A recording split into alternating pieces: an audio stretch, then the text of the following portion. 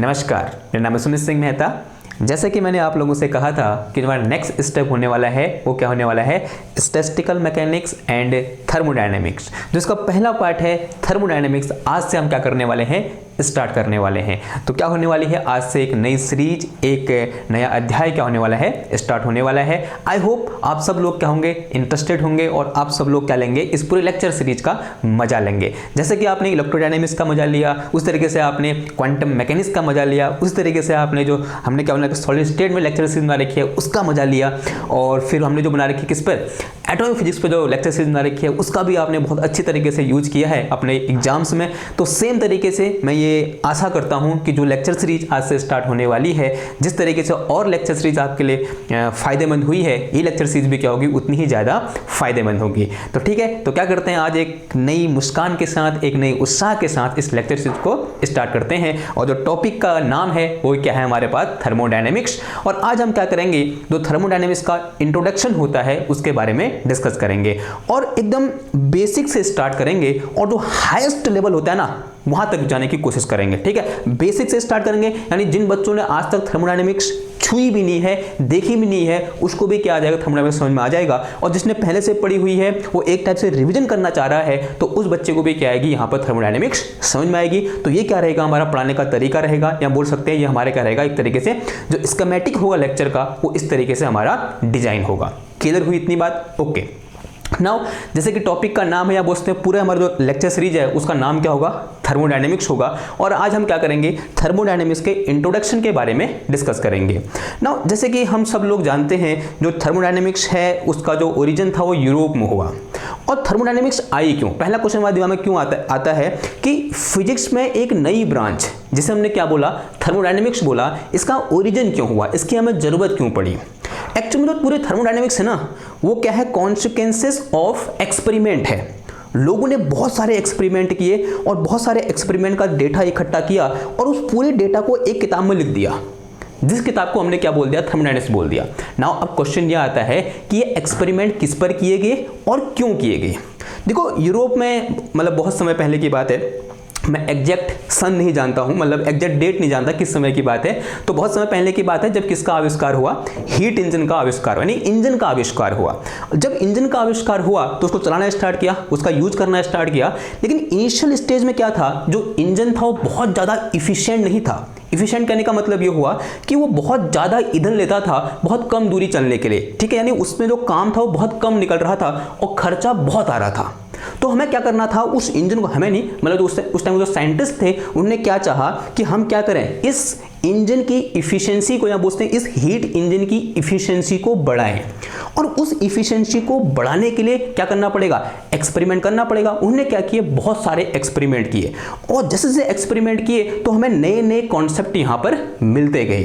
ठीक है, तो हीट इंजन में क्या होता है आप सब लोग जानते हैं, हीट इंजन आपने देखा होगा, मूवी में आते रहता है हीट इंजन। उसमें क्या चलता है, कुछ कोयला गर्म होता है और कोयला गर्म होने से जो उसको भाप मिलती है और भाप की वजह से हमारे इंजन क्या करता है, चलता है। यानी जो भाप है, अगर भाप में अगर बोल रहा हूं तो आपके दिमाग में एक चीज क्लिक हो रहा होगा, यहां पर कुछ टेम्परेचर की बात हो रही होगी, यानी बोल सकते हैं थर्मल एनर्जी की बात हो रही होगी। तो थर्मल एनर्जी क्या हो रही है, इसमें हीट इंजन क्या कर रहा है, चल रहा है, यानी थर्मल एनर्जी किसमें चेंज हो रही है, मैकेनिकल एनर्जी में क्या हो रही है, चेंज हो रही है, यानी किसी दूसरे टाइप की एनर्जी में क्या हो रही है, चेंज हो रही है। यानी फिजिक्स की वो ब्रांच जिसके अंदर हम transfer of thermal energy in other form of energy कहते हैं या पढ़ते हैं, उसी को हम क्या बोलते हैं, थर्मोडायनेमिक्स बोलते हैं। तो अगर मैं थर्मोडायनेमिक्स को एक लाइन में डिफाइन करना चाहूंगा तो मैं ये बोलूंगा कि thermodynamics is a branch of physics in which we deals with transfer of thermal energy. Thermal energy का मतलब जैसे कोई हीट इंजन है तो उसके अंदर क्या है, मतलब अगर उसमें कोयला गर्म हो रहा है तो कौन सी एनर्जी है, वो थर्मल एनर्जी है। तो transfer of thermal energy in other form of energy, वो कुछ भी हो सकती है, वो काइनेटिक एनर्जी हो सकती है या मैकेनिकल एनर्जी बोलेंगे तो सब आ जाएगा उसमें। आई बात समझ में? ठीक है, तो ये क्या है, एक बेसिक डेफिनेशन है किसकी, थर्मोडायनेमिक्स की। व्हाट इज थर्मोडायनेमिक्स, लिख के चलें इसको। तो एक काम करो, सबसे पहले हेड डालो क्या, thermodynamics and it is our lecture number 1। तो इसमें डेफिनेशन क्या हो जाएगी थर्मोडायनेमिक्स की, तो थर्मोडायनेमिक्स, थर्मोडायनेमिक्स तो लिख दो इसमें इट इज। ठीक है, लिखते हुए चलेंगे क्योंकि आपके नोट्स भी बन जाएंगे। और एक चीज़ है कि कुछ बच्चे उस व्हाट्सएप में आते हैं और नोट्स मांगते हैं, तो होता क्या है ना, जैसे मैं लेक्चर सीरीज पहली बार बना रहा हूँ तो मेरे पास नोट्स कहाँ से आएंगे, तो आपको यहाँ से देख के ही क्या बनाने हैं, नोट्स बनाने हैं, और वो आपके लिए क्या होगा, फायदेमंद भी होगा। और ज़्यादा फायदेमंद कब होगा, जब एक बार आप लेक्चर पूरा देख लो, जितना भी 1 घंटे का लेक्चर होगा, 45 मिनट का लेक्चर होगा, उस पूरे को देख लो, फिर लेक्चर बंद करो, अपनी किताब खोलो, उससे नोट्स बनाओ। ठीक है, वो नोट्स क्या होंगे, आपके लिए फायदेमंद होंगे। अगर मैं अपने लिखे हुए नोट्स या फिर किसी दूसरे बच्चे के लिखे हुए नोट्स आपको दे दूं या प्रोवाइड करा दूं कहीं ना कहीं से कुछ ना कुछ जुगाड़ करके, कुछ फायदा नहीं होने वाला, सच में कुछ फायदा नहीं होने वाला। ठीक है, अगर आपको पढ़ना है, सीखना है तो यही सीखना पड़ेगा। ऐसे ही जैसे मैं बता रहा हूं वैसे ही क्या करना पड़ेगा, आपको सीखना पड़ेगा। समझ में आई बात? ठीक है, तो बिना कुछ हल्ला गुल्ला किए आगे बढ़ते हैं। क्या लिखा हमने, थर्मोडायनेमिक्स, तो क्या हो जाएगी इसकी डेफिनेशन, क्या हो जाएगी बताओ। It is branch of physics, branch of physics which deals with transfer of thermal energy,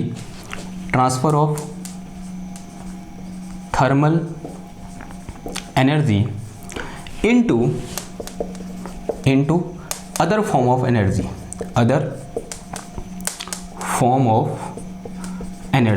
और इसका उल्टा भी हो सकता है, यानी ऐसा ही नहीं कि थर्मल एनर्जी को हम किसी अदर फॉर्म ऑफ एनर्जी में ट्रांसफर कर रहे हैं, इसका ठीक उल्टा भी हो सकता है कि हम किसी दूसरी एनर्जी को थर्मल एनर्जी में क्या कर रहे हैं, चेंज कर रहे हैं। ठीक है, किसी दूसरी एनर्जी को थर्मल एनर्जी में क्या कर रहे हैं, चेंज। उल्टा भी हो सकता है, जैसे मैकेनिकल एनर्जी है, हमने क्या किया, साइकिल का पंप है, हमने साइकिल के पंप को ऐसे ऐसे मारा, ऐसे मारा, ऐसे मारा, यानी क्या है, ये मैकेनिकल एनर्जी है। यानी यहाँ पर कौन सी एनर्जी खर्च हो रही है, हमारी जो मस्कुलर पावर है वो खर्च हो रही है, नहीं हो रही है, आंसर हाँ जी हो रही है।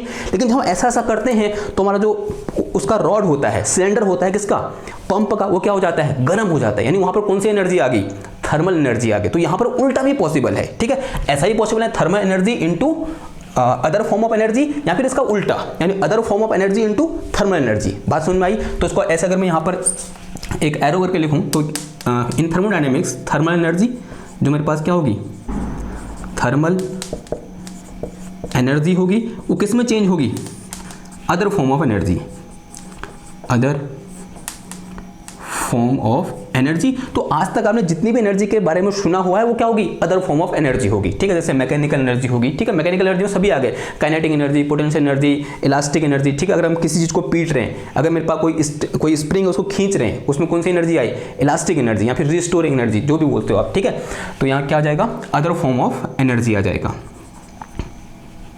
Other form of energy. लेकिन इसका उल्टा भी पॉसिबल है, यानी यहां से ऐसे होगा। ये सब चीज का हम डिस्कस करते हैं थर्मोडायनेमिक्स में, डिस्कस करते हैं। ये बात समझ में आई? ओके, ये बज रहा है ना घुंघरू की तरह, इसको निकाल देते हैं यार, दूसरा पहन ले।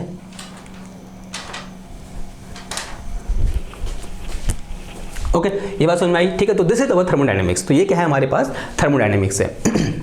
नाउ अब देखो, अब थर्मोडायनेमिक्स में होता क्या है कि पूरी की पूरी थर्मोडायनेमिक्स है ना, उसको हम प्रूफ नहीं कर सकते। And complete thermodynamics is based on experimental result. हमने क्या, जैसे मैंने बड़ा ना अभी थोड़ी देर में डिस्कस किया हमने कि जो थर्मोडायनेमिक्स का ओरिजिन है वो किससे हो रखा है, एक्सपेरिमेंट से हो रखा है। साइंटिस्ट ने हीट इंजन को या फिर इंजन को इफिशिएंट बनाने के लिए बहुत सारे एक्सपेरिमेंट किए, और उन्हीं एक्सपेरिमेंट का रिजल्ट क्या है, थर्मोडायनेमिक्स है। तो थर्मोडायनेमिक्स में जो भी लॉ होंगे वो सब के सब किस पर बेस्ड होंगे, एक्सपेरिमेंटल डेटा पर बेस्ड होंगे। उसको हम कॉपी में प्रूफ नहीं कर सकते, यानी उनका कोई प्रूफ नहीं होगा, बस वो हैं तो हैं। हमने वो जैसे एक्सपेरिमेंटली ऑब्जर्व किए वैसे ही हमने क्या कर लिए, उनको अपना लिया, यानी उनमें हमने कोई भी बाहर से मैथमेटिकल या बोल सकते हैं किसी भी टाइप का प्रूफ हमें वहां पर देखने को नहीं मिला। तो इस टाइप के लॉ को हम क्या बोलते हैं, एक वर्ड यहां पर यूज करते हैं, दैट इज इंपेरिकल लॉ। यानी इनको हम प्रूफ नहीं कर सकते। There is no proof of thermodynamical law, या बोलते हैं थर्मोडायनेमिक्स में जितने भी लॉ हम पढ़ेंगे उनका कोई प्रूफ नहीं है। जैसे न्यूटन के लॉ हैं, न्यूटन के लॉ किस पर बेस्ड हैं, एक्सपेरिमेंट पे बेस्ड हैं। न्यूटन सर ने बहुत सारे एक्सपेरिमेंट किए। ठीक है, उस टाइम पर जब प्लेग उनके वहाँ फैला हुआ था, उन्होंने बहुत सारे एक्सपेरिमेंट किए, खाली सेब नहीं गिरा था उनके ऊपर, उन्हें बहुत सारे एक्सपेरिमेंट किए। और एक्सपेरिमेंट करने के बाद न्यूटन के 3 लॉ दिए, मोशन के 3 लॉ दिए, and we can not prove them, हमको प्रूफ नहीं कर सकते, कॉपी में प्रूफ नहीं कर सकते उनको हम, वो वाला प्रूफ करना अलग बात है, ठीक है, जो हमारे एग्जाम में आता है, लेकिन हम उनको प्रूफ नहीं कर, वो क्या है, सत्य है, यानी वो कैसे हैं, इंपेरिकल है। तो जिस तरीके से क्लासिकल मैकेनिक्स हम बोलते हैं मैकेनिक्स के लॉ क्या है, इंपेरिकल लॉ है, उसी तरीके से थर्मोडायनेमिक्स है या थर्मोडायनेमिक्स के लॉ हैं वो भी कैसे हैं, हमारे इंपेरिकल लॉ हैं, ठीक है। तो ऐसे हम लिख के चलेंगे कि ऑल लॉ इन थर्मोडायनेमिक्स, यहाँ पे पूछते हैं whole thermodynamics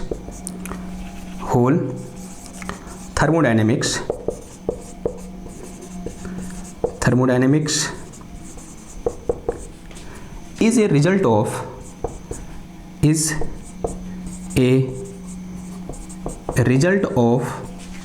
lots of experiment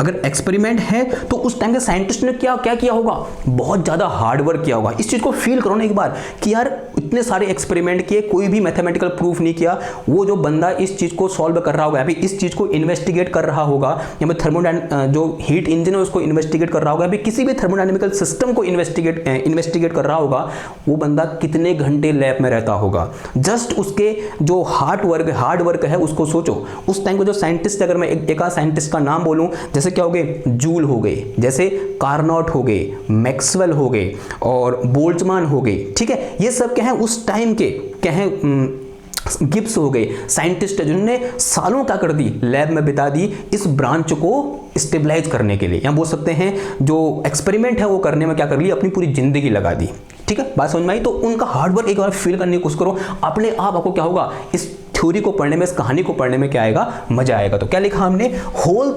thermodynamic is a result of lots of experiment and hard work of scientist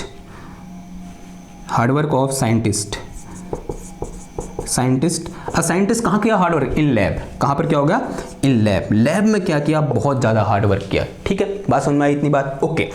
and it mean, इसका मतलब क्या हुआ, अगर सारे के सारे जो रिजल्ट हैं थर्मोडायनेमिक्स के, यहाँ पर थर्मोडायनेमिक्स पूरी किस पर बेस्ड है, अगर एक्सपेरिमेंट पर बेस्ड है, तो हम क्या बोलेंगे कि जितने भी लॉ थर्मोडायनेमिक्स में आएंगे वो सारे के सारे क्या होंगे, इंपेरिकल होंगे। तो यहाँ पर लिख के चलेंगे, ऑल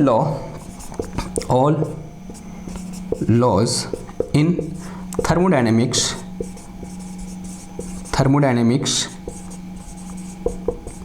आर इंपेरिकल लॉ। कहने का मतलब क्या हुआ कि इंपेरिकल लॉ का मतलब क्या हुआ, that is we can not prove them, we can't prove them, हम उनको क्या नहीं कर सकते, प्रूव नहीं कर सकते। They are based on experimental result, ऐसे लिख दो, they are based on experimental result,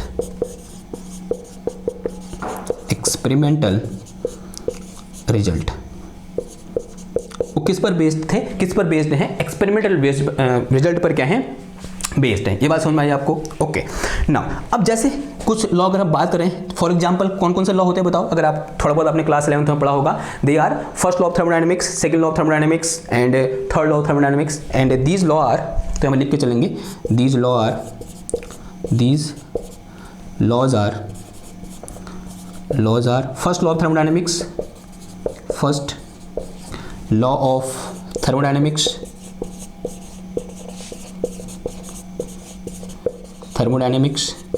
second law of thermodynamics, second law of thermodynamics and third law of thermodynamics and third law of thermodynamics। और एक और खासियत बात थी, ठीक है, जो हर लॉ था थर्मोडायनेमिक्स का वो एक नए कॉन्सेप्ट को हमारे सामने रखता है, ठीक है, तो इसको भी लिख कर चलेंगे कि ईच लॉ, या फिर पूछते हाँ, each law in thermodynamics give us new concept.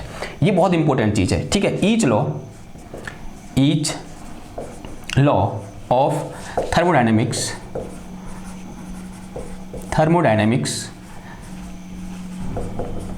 Give us new law या फिर new concept, give us new concept. जैसे कॉन्सेप्ट ऑफ थर्मल टेम्परेचर, बहुत इंपॉर्टेंट आएगा, ये टॉपिक आएगा जब हम आगे डिस्कस करेंगे। आई थिंक 2 या 3 लेक्चर के बाद ये कॉन्सेप्ट आ जाएगा। Concept of thermodynamic temperature, thermodynamic temperature, कि भैया टेम्परेचर क्या होता है, TURE temperature. Internal energy, concept of internal energy, concept of internal energy. एक और इससे भी सबसे जो इंपॉर्टेंट कॉन्सेप्ट है that is concept of entropy. एक बहुत इंपॉर्टेंट कॉन्सेप्ट आएगा, कॉन्सेप्ट ऑफ एंट्रोपी। यहां पे इसी में एक कॉन्सेप्ट आएगा, concept of change in entropy, ऐसा भी आएगा एक, ठीक है, कॉन्सेप्ट ऑफ चेंज इन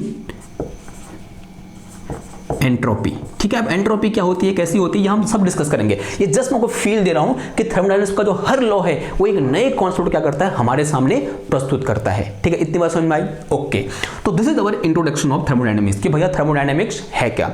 एक बार फिर से रिवाइज कर लें कि व्हाट इज थर्मोडायनेमिक्स। तो thermodynamics is just a branch of physics this deals with change of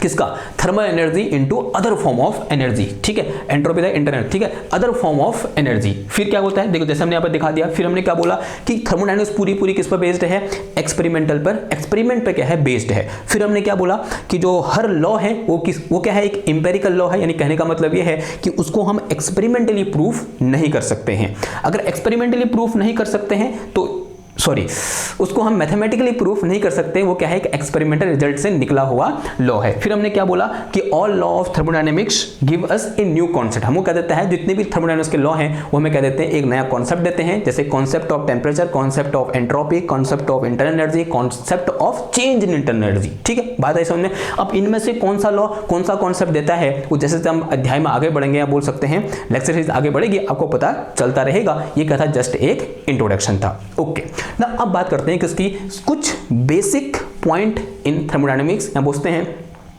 basic thing in thermodynamics. तो ऐसे लिख के चलो, some basic thing in thermodynamics, some basic definition लिख दो, definition in thermodynamics, in thermodynamics. Okay, कुछ basic definition होती हैं जो हमें पता होनी जरूरी है थर्मोडायनेमिक्स में आगे बढ़ने से पहले, यानी एक बेसिक चीज क्या क्या होती है। ओके, तो सबसे पहले यहां पर एक डेफिनेशन आती है, that is what is system. एक क्वेश्चन आता है, यहां बोलते हैं डेफिनेशन है कि भैया बताओ कि सिस्टम क्या होता है। तो सबसे पहले हेडिंग क्या हो जाएगी हमारे पास, सिस्टम। सबसे पहले हेडिंग क्या हो जाएगी, सिस्टम। ओके, नाउ क्या होता है सिस्टम। आपने बहुत बार, हमने बहुत सारी चीजें पढ़ रखी हैं अभी तक साइंस में, और सिस्टम हमारे सामने बहुत बार आया होगा। तो व्हाट इज सिस्टम, क्या होता है सिस्टम। देखो, अगर सिस्टम को हम एक सिंपल भाषा में, किताबी भाषा में डिफाइन करें तो हम बोलेंगे कि system is a part of universe under investigation. आई बात समझ में? ठीक है, system is a part of universe. Actually physics में हम क्या करते हैं कि यूनिवर्स का निर्माण कैसे हुआ, ये कैसा है, ये किस तरीके से बिहेव करता है, ये कैसे एक्सपेंड कर रहा है, हम इसके बारे में जानने की कोशिश करते हैं, हम प्रकृति के बारे में जानने की कोशिश करते हैं। और उस जानने की प्रक्रिया में जो चीज़ें निकल के आती हैं उन्हीं को तो हम फिजिक्स में पढ़ते हैं। ठीक है, तो हम, अब ऐसा तो है नहीं कि पूरे यूनिवर्स को एक साथ पढ़ लें, तो हमें क्या करना पड़ेगा, कोई एक पर्टिकुलर चीज को लेना पड़ेगा और उस पर पर्टिकुलरली इन्वेस्टिगेट करना पड़ेगा। ऐसा करना पड़ेगा, नहीं करना पड़ेगा? आंसर है हाँ जी, करना पड़ेगा। तो what is system, system is a part of, या बोल सकते हैं portion of universe under investigation. ठीक है, कि इस पूरे यूनिवर्स का वो पार्ट जिसके अंदर हम क्या कर रहे हैं, जिस पर हम इन्वेस्टिगेशन कर रहे हैं, उसे हम क्या बोलते हैं, सिस्टम बोलते हैं। फॉर एग्जाम्पल, ये मेरे हाथ में क्या है, एक ग्लास है, और एक ग्लास में क्या है, वाटर है या नहीं है। ठीक है, ग्लास ऑफ वाटर है। अब इसमें ये पानी है, मुझे क्या करना है, इस पानी के टेम्परेचर को फाइंड करना है। ठीक है, तो ये ग्लास में रखा हुआ पानी किसका पार्ट है, इस पूरे यूनिवर्स का पार्ट है। लेकिन मैं सिर्फ क्या करना चाह रहा हूँ, इस ग्लास में रखे हुए पानी के या वाटर के टेम्परेचर को फाइंड करना चाह रहा हूँ। तो ये क्या हो गया, मेरा सिस्टम हो गया, यानी इसके अंदर जो चीज़ है ये क्या हो गया, हमारा सिस्टम। क्यों? क्योंकि मैं इसको इन्वेस्टिगेट करने जा रहा हूँ। इसके बाहर क्या है, ऊपर क्या है, नीचे क्या है, मैं कौन हूँ, कोई फर्क नहीं पड़ता है। ठीक है, हमें क्या करना है, सिर्फ और सिर्फ इस चीज़ को इन्वेस्टिगेट करना है। तो this water is for my case is a simple system. बात आई समझ में? तो इसको क्या कर देंगे, लिख देंगे, तो ये क्या हो जाएगा, हमारे पास सिस्टम की डेफिनेशन हो जाएगी। तो what is system? System is a part of universe, it is, ऐसे लिख के चलो, it is part of universe under investigation, investigation. ठीक है, तो क्या होता है, it is a part of universe under investigation. Okay, समझ में आई बात? ओके, नाउ अब किसी भी सिस्टम की क्या होती है, कुछ प्रॉपर्टीज होती हैं। Each system has some properties, each system, इसमें कोई एग्जांपल लिखने की जरूरत है? ठीक है, अभी बहुत सारे सिस्टम हम डिस्कस करेंगे, तो अभी आपको कोई टेंशन लेने की जरूरत नहीं है। ठीक है, अभी हम बहुत, जैसे अगर मैं एक आध सिस्टम की बात करूं, जैसे गैस इन ए सिलेंडर, क्या है, एक टाइप का सिस्टम है। ठीक है, आप लोगों ने बहुत बार पढ़ा होगा कि एक सिलेंडर है, उसमें 2 लीटर गैस है। ठीक है, और हमें क्या करना है, उस गैस द्वारा उस सिलेंडर के वॉल पर लगने वाला प्रेशर फाइंड करना है। हम क्या करना चाह रहे हैं, उस गैस के द्वारा लगाए गए प्रेशर को इन्वेस्टिगेट करना चाह रहे हैं, यानी उस गैस को हम क्या कर रहे हैं, इन्वेस्टिगेट कर रहे हैं। वो गैस किसका पार्ट है, इस पूरे यूनिवर्स का तो पार्ट है। ठीक है, लेकिन हम उस पर्टिकुलर गैस को इन्वेस्टिगेट कर रहे हैं, तो the gas inside cylinder is system for S. तो हमारे लिए क्या है, वो सिस्टम है। जैसे यहाँ पर वाटर हमारे लिए क्या था, सिस्टम था। ये बात समझ में आई? ओके, तो यहाँ पर भी एग्जाम्पल आएगा, लेकिन मैं यहाँ पर पर्टिकुलर एग्जांपल नहीं लिख रहा हूं। तो हमने सिंपल क्या लिखी, it is a part of universe under investigation. तो इसके नीचे लिखो, each system have some properties.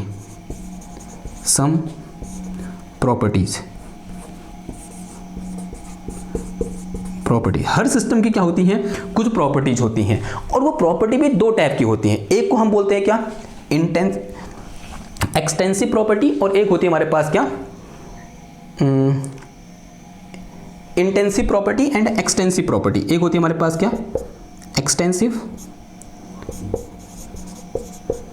Extensive property, और जो दूसरी होती है वो क्या होती है हमारे पास, इंटेंसिव प्रॉपर्टी।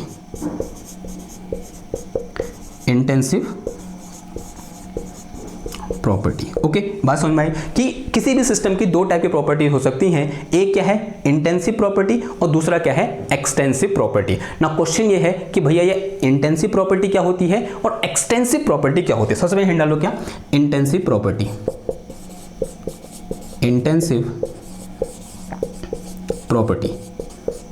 ओके, क्या होती है इंटेंसिव प्रॉपर्टी? तो देखो, a property of any system which does not depend upon the size and the amount of system, या बोलते हैं amount of matter in system. अब मैटर कहाँ से आया यहाँ पर, जैसे ही मैंने बोला एक गिलास का पानी क्या है, सिस्टम है। अभी मेरे लिए अगर मैं इस गिलास के पानी का टेम्परेचर फाइंड करना चाहता हूँ, तो गिलास का पानी मेरे लिए क्या है, सिस्टम है। इसका कुछ ना कुछ अमाउंट है, कुछ ना कुछ क्वांटिटी है, या कुछ ना उसका साइज है या नहीं, ये आंसर है हाँ है। अगर इसकी कुछ प्रॉपर्टी, वो प्रॉपर्टी जो इसके साइज और इसकी क्वांटिटी पर डिपेंड नहीं करती हैं, उस प्रॉपर्टी को मैं क्या बोल दूंगा, इंटेंसिव प्रॉपर्टी बोल दूंगा। ये बात समझ में आई आपको कि व्हाट इज इंटेंसिव प्रॉपर्टी? ठीक है, यानी those properties which do not depend upon the size and the amount of system, या बोल सकते हैं size and amount of matter in system. ठीक, समझ में आई बात? ओके, तो इसी को लिख के चलेंगे, फिर एग्जांपल से समझेंगे भी इसको, हम बहुत बेहतरीन तरीके से समझेंगे कि intensive property, those properties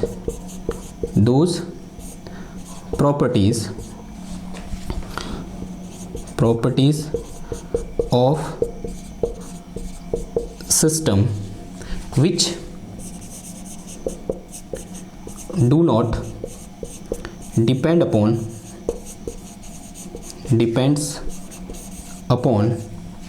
size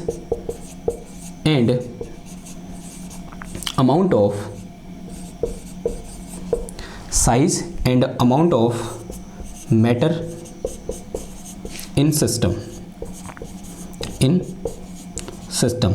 इसी को कभी कभी हम ऐसे ही बोल सकते हैं कि those properties of system which does not depend upon मास, जो किस पर डिपेंड नहीं करती है, उस सिस्टम के मास पर डिपेंड नहीं करती है। ठीक है, इसको वैसे लिखता हूं और करके लिखो कि those properties which does not depend upon mass are also known as intensive properties.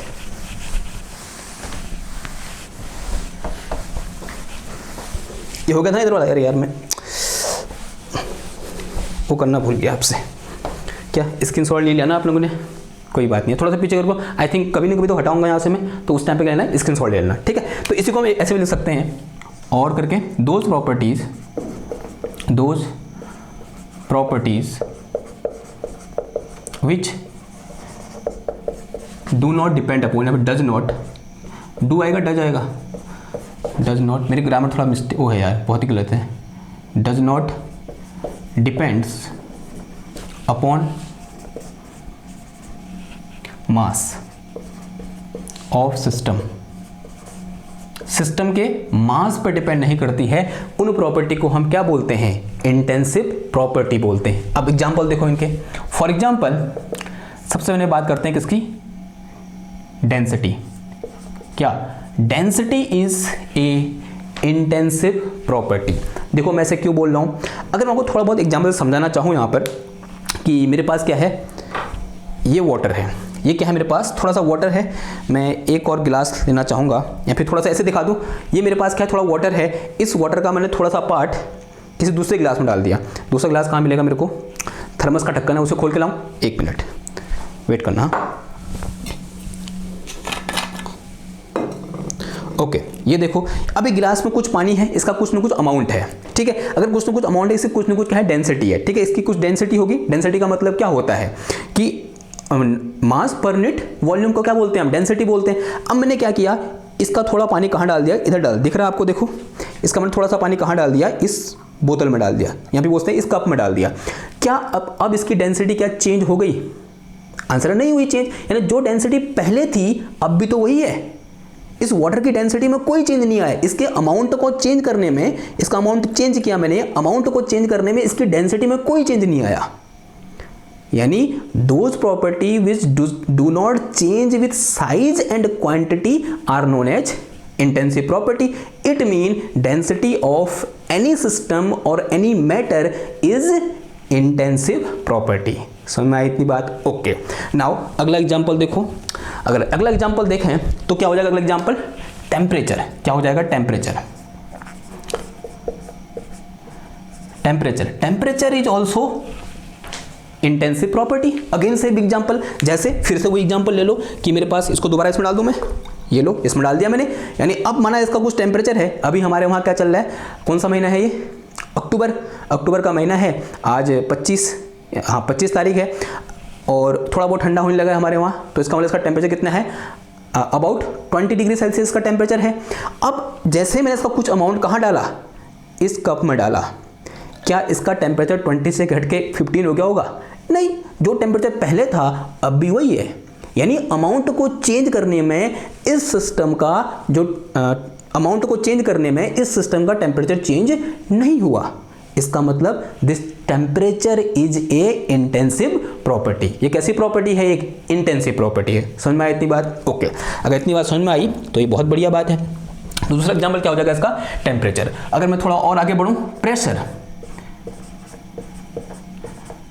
Is also intensive property. Pressure भी क्या होती है, इंटेंसिव प्रॉपर्टी होती है। अभी हम इसको देखेंगे कैसे होती है।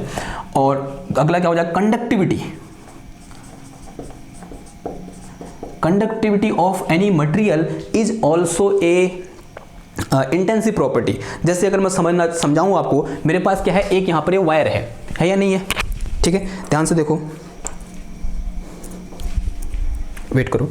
ये मेरे पास क्या है, एक वायर है। ठीक है, दिख रहा है आपको वायर? ये मेरे पास क्या है, एक यहां पर एक वायर है कॉपर का। ठीक है, कॉपर का नहीं, सिल्वर का वायर है। ठीक है, अब इसकी कुछ ना कुछ क्या होगी, कंडक्टिविटी होगी, because it is a good conductor of electricity. तो इसकी कुछ ना कुछ क्या होगी, कंडक्टिविटी होगी। लेकिन अगर मैं क्या करूं, इसको काट के इसका जो सर्कल है उसकी रेडियस कम कर दूं, यानी इसका साइज शेप क्या कर दूं, छोटा कर दूं, तो क्या इसकी कंडक्टिविटी में कोई चेंज आएगा? कोई चेंज नहीं आएगा। इसका मतलब क्या है, जो कंडक्टिविटी है वो भी एक कैसी प्रॉपर्टी है, इंटेंसिव प्रॉपर्टी है। इतनी बात समझ में आई? ओके, नाउ कुछ और एग्जांपल यहाँ पर इसके हो सकते हैं, जैसे क्या हो सकता है और बताओ, जैसे डेंसिटी हो गया, टेम्परेचर हो गया, प्रेशर हो गया, कंडक्टिविटी हो गया, और क्या हो सकता है? ठीक है, चलो इतने बहुत हैं, कितने हो गए, 1 2 3 4 एग्जाम्पल, ETC लिख दो यहाँ पर, ठीक है, एक्स्ट्रा। ओके, तो this is the what we call intensive property. अब बात करते हैं किसकी? एक्सटेंसिव प्रॉपर्टी की। तो नेक्स्ट हेडिंग क्या हो जाएगी हमारे पास? That is extensive property. Extensive properties या एक्सटेंसिव प्रॉपर्टी क्या होती है? एक्सटेंसिव प्रॉपर्टी अब समझ में आएगी। अगर इंटेंसिव वो प्रॉपर्टी है जो मास पर डिपेंड करती है, या बोल सकते हैं जो शेप और उसकी क्वांटिटी पर डिपेंड करती हैं, तो जो एक्सटेंसिव हो जाएंगी वो क्या हो जाएंगी? Those property of system which depend upon size and shape, या वो साइज एंड अमाउंट या क्वांटिटी। ठीक है, तो यहाँ पे लिख के चलेंगे, those properties of system, those properties of system which depends upon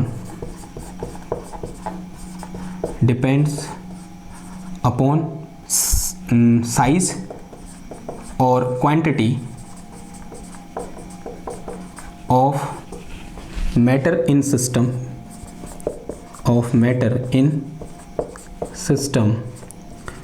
are called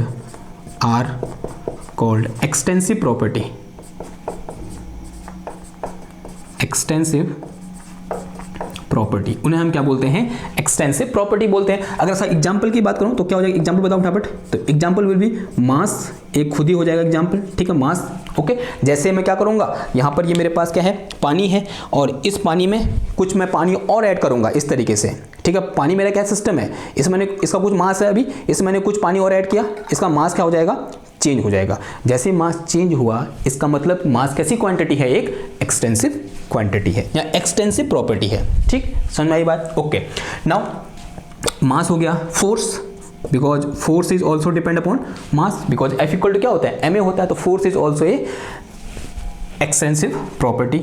volume, volume भी क्या होगी? एक टाइप की एक्सटेंसिव प्रॉपर्टी होगी, एक्स्ट्रा ETC।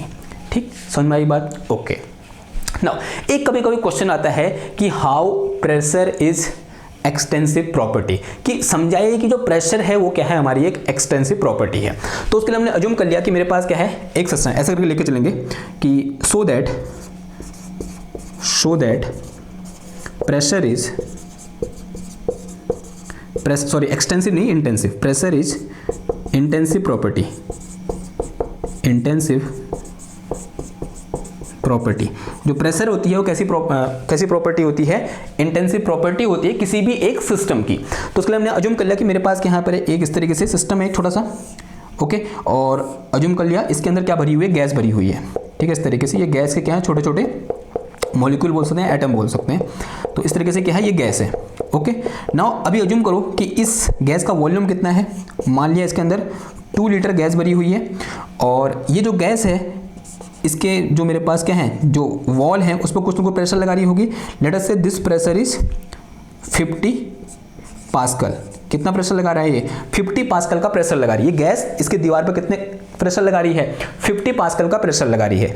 अब मैं क्या कर रहा हूँ, इसके बीच में एक इस तरीके से दीवार बना देता हूँ। देखो क्या कर रहा हूँ, मैं इसको 20 से डिवाइड कर दे रहा हूँ। क्या करता हूँ, इसको मैं 20 से डिवाइड कर रहा हूँ। ये मेरे पास पहले ऐसा था, सट से मैंने काटा माना, यहाँ पर मैंने क्या बना दिया? एक कुछ डालने वाला बना रखा है, तो मैंने सट करके यहाँ पर क्या डाल दिया? इस तरीके से एक दीवार डाल दी यूँ करके, ओके। अब गैस वही है, गैस में कोई चेंज नहीं किया मैंने, गैस के अमाउंट में कोई चेंज नहीं किया मैंने, सट से 20 में क्या डाल दी? एक दीवार डाल दी। तो दीवार डालते ही क्या होगा बताओ? जो वॉल्यूम है, अब मेरे पास जो सिंगल सिस्टम था और 2 सिस्टम में क्या हो गया? डिवाइड हो गया, हुआ नहीं हुआ? ये पहले एक सिंगल सिस्टम था, अब यहाँ पर सिस्टम 2 है, ठीक है। दिस इज सिस्टम 1 और दिस इज सिस्टम 2। मैंने सिंपल क्या डाला? यहाँ पर एक इस तरीके से दीवार डाल दी बीच में, ओके। इंस्टेंट डाली यूं करके, सट करके नीचे डाल दी, ओके ना। अब देखो इसका प्रेशर कितना हो जाएगा, सॉरी इसका वॉल्यूम कितना हो जाएगा? दिस इज, ये पहले 2 लीटर था, तो ये कितना हो जाएगा? 1 लीटर, और ये भी कितना हो जाएगा मेरे पास यहाँ पर? 1 लीटर। लेकिन अगर मैं आपसे पूछूं कि यहाँ पर प्रेशर कितना होगा या यहाँ प्रेशर कितना होगा, क्या प्रेशर में कोई चेंज आएगा? कोई चेंज नहीं आएगा भैया। क्या चेंज आ जाएगा प्रेशर में? ठीक है, ऐसा होता है कभी कि आपके घर में टैंकी है और आपने टैंकी के बीच में एक छोटा सा ऐसे बहुत पतली सी सीट डाल दी, और अचानक से टैंकी की दीवारों पर पानी के द्वारा लगाया गया प्रेशर बढ़ गया, ऐसा होता है कहीं? नहीं होता है ना। हमने बहुत थिन प्लेट डाल रखी है, ठीक है, ये बात ध्यान रखना, ऐसा मत बोलना बहुत थिक प्लेट डाल दी हमने, बहुत थिन प्लेट डाल रखी हो करके क्या ऐसा होता है कि टैंकी की दीवारों पर अचानक से बहुत ज़्यादा प्रेशर बढ़ गया? कोई प्रेशर नहीं बढ़ता, प्रेशर क्या रहता है? सेम रहता है। तो इसका मतलब यहाँ पर लगने वाला प्रेशर अब भी कितना होगा? जो दीवारों पर लगने वाला प्रेशर होगा इस तरीके से, वो अब भी कितना होगा? 50 पास्कल का होगा। कितने का होगा? This pressure is again 50 pascal. तो in this way we can prove that कि हमारा क्या हुआ है, प्रेशर क्या होगा यहाँ पर? सेम रहेगा। ओके, नाउ अब थोड़ा सा क्या करते हैं, आगे बढ़ते हैं। अब देखो, हमने यहाँ पर किसी सिस्टम की दो प्रॉपर्टी के बारे में डिस्कस किया। पहली प्रॉपर्टी क्या थी हमारी? इंटेंसिव प्रॉपर्टी, और दूसरी प्रॉपर्टी क्या थी हमारे पास? Extensive property. नाउ अब इन प्रॉपर्टीज के बेस पर किसी भी सिस्टम को दो टाइप से डिवाइड कर दिया जाता है। एक होता है क्या? होमोजीनियस सिस्टम, और दूसरा होता है इनहोमोजीनियस या heterogeneous system.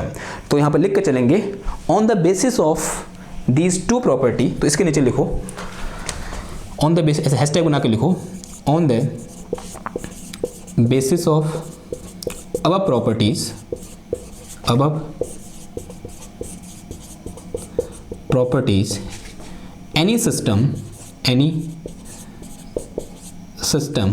can be classified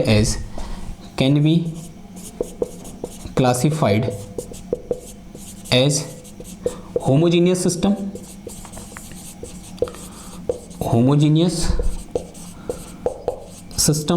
and heterogeneous system.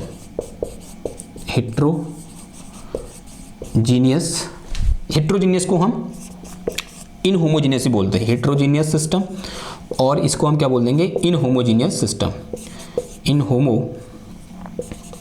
Homogeneous